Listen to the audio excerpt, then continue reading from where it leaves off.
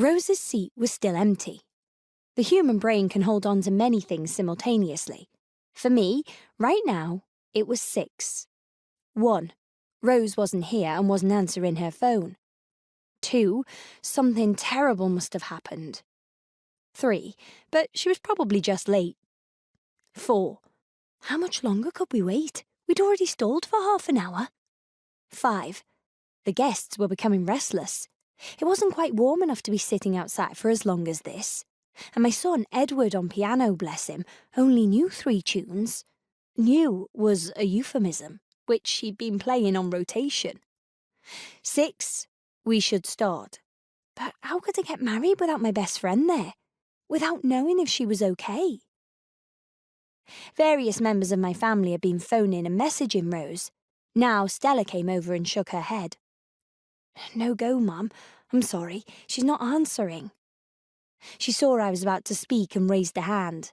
And no, there's no record of any traffic incident that she might have been caught up in.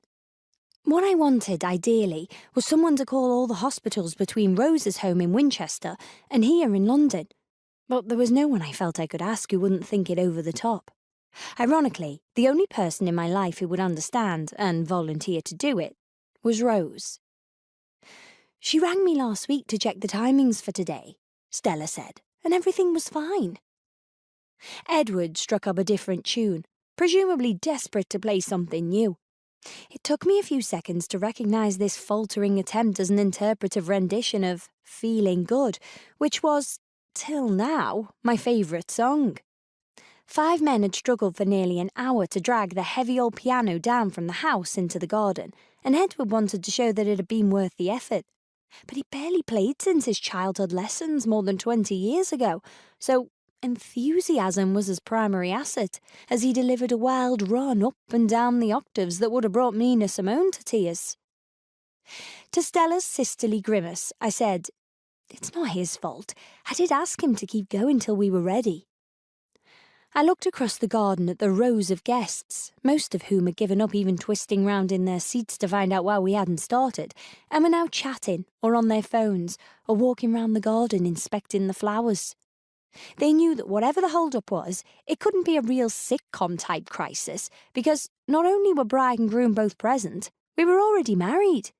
We got hitched this morning in a register office with just our adult children in attendance as witnesses. You weren't allowed to legally marry in a garden, and that's what we wanted. Murray, standing under a flowery arch where our public ceremony would hopefully, at some point, take place, seemed utterly relaxed. He sensed me looking across at him and pointed at himself, meaning, "Do you need me?" But I shook my head. He was doing a good job keeping guests in the front rows entertained. 10 more minutes? Give everyone more champagne? I asked Stella.